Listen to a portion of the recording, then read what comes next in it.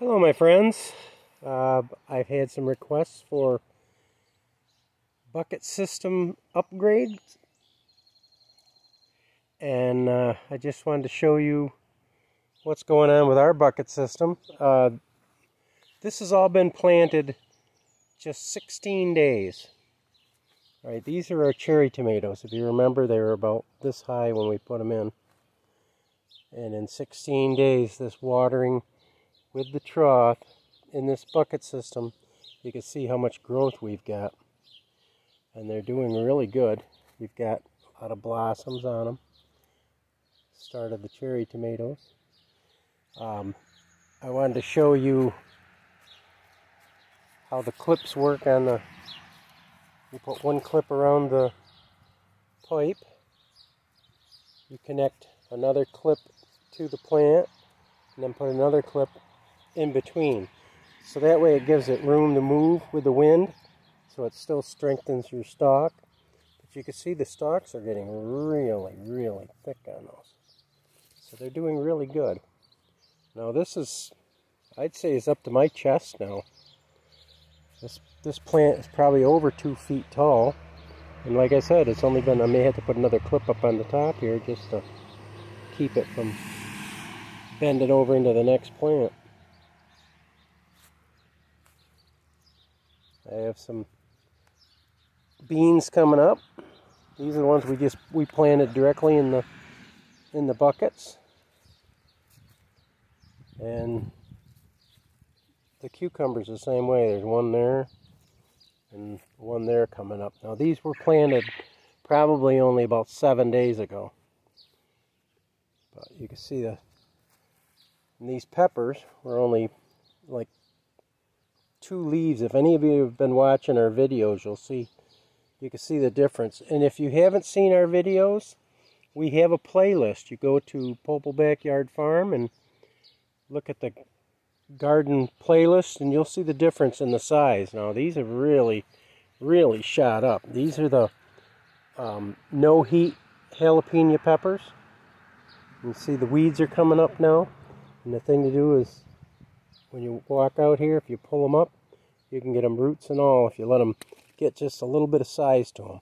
What I plan on doing is maybe taking some black plastic, take a bucket, cut the plastic to the shape of the bucket, cut a slit through the center, and lay it right down over here, and then there's no weeding at all. The black plastic will keep that weed barrier down.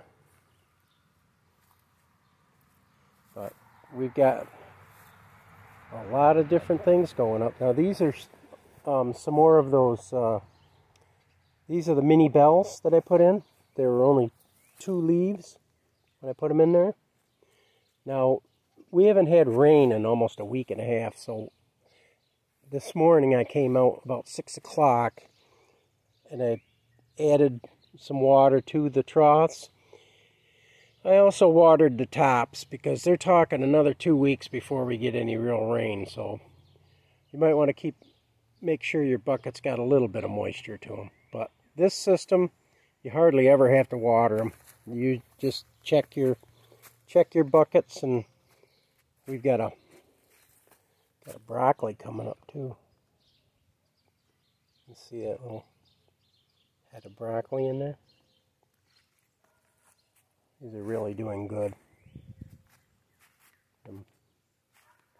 These are our cauliflower over here.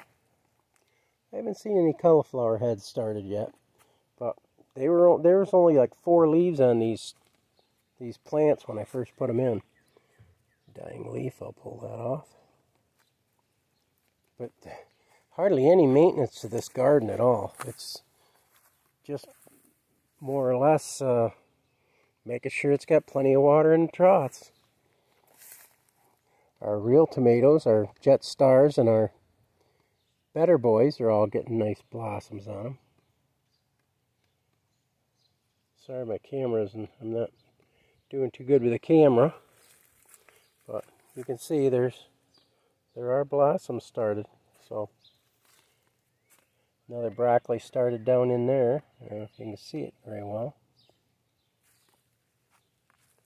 But for 16 days, this has really surprised me as far as I've never raised broccoli or cauliflower before. I've done tomatoes, and lots of blossoms on the tomatoes. Those are the Jet Stars, and they're doing fairly well. They were only probably, I had them, they were about a foot, and I buried half of it down into the bucket, so the roots are way down in here. And this is how big they've got just in the 16 days. So I would say that plant is, including what is in the bottom of the bucket to the top, I say it's probably 2.5 foot. So you can see how much they grow, and the soil is for nobody but themselves. I don't have to worry about bugs and things getting in there, because as you can see, these buckets are right to my waist, or my hip, and the tomato plants, this set of tomato plants is up to my stomach. The green onions candied onions are doing well. That batch is really doing well. I haven't got any little tomatoes yet, but I'm guessing in about 4 or 5 days we ought to have plenty of them. Now with the celery over there, I've got plans for that celery and how to blanch it. I'm going to take, once the celery gets high enough, and I've got some that are getting some good size to them, like this one here is really doing well. This one here is not bad. But as they get taller, I'm going to take a PVC pipe, and I'm going to cut that PVC pipe. I'm going to rip down the length of it. I'm going to cut the PVC pipe off at maybe 12 inches or less, maybe 10. Put a hinge on it on the one side by pop riveting the hinge onto a piece of the white piping you'd use for, say, sewer or anything like that.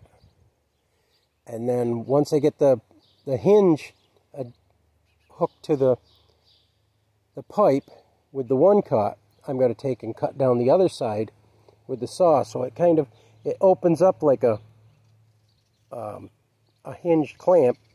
Then you put it around your celery, and then take a piece of duct tape and go around the outside edge without the hinge, and that'll hold the darkness in, so that your celery, as long as your leaves are up and out of there so that they can get the sun, your celery, it'll be able to blanch itself. But you do that just about 3 weeks before you plan on harvesting your celery. So I plan on doing that, and I'll show you that when I get ready to start making those. I can make them ahead and show you in the video, but it'll be just another added thing to my list of things I have to do. I'm still working on the quail. Plus if you've seen, or if you watch our videos, you'll see that we've got chicks hatching out today too, so I've got a lot on my plate. But you can see how nice those cherry tomatoes are doing. I only have 4, but I'm the only one that really likes cherry tomatoes, so 4 will be plenty for me. I come out and pick one every now and then for a snack. I have thornless raspberries here I still have to plant. You can see I got so many things ahead of me, and I've been working on the yard. I've still got to weed eat around this building, and I've still got to paint that, so, with the red barn stain. We've been working on different things, and I can only do so much in a day. But if you're interested in the bucket system, go to our playlist. Now, like I told you earlier, I watered everything out here this morning. That way if we're going to go for another 2 weeks without any rain, I at least want the buckets to be moist. And they are. You put your finger down in there and it's still pretty moist. Every once in a while you walk over and you pick out a weed. But you can see how nice and clean that is. Sorry about my videoing. I get distracted and my hands going the other way when I'm trying to point things out. Some of them have a few more weeds than others. When they get a little taller, I'll come out here and I'll just spend my time doing all the weeding. Like I said, I usually only have to weed maybe twice a season for it to get caught up. Alright, this is Clay from Popal's Backyard Farm. I figured I'd give you a little update on the garden from day 16. And hope you enjoyed this. And follow us. And like I said, if you have any questions on this bucket system, on how to make it or anything, just go to Popal Backyard Farm and follow our playlist. Alright, this is Clay from Popal's Backyard Farm saying, join us again, and remember, big or small, you too can be a backyard farm. Bye-bye.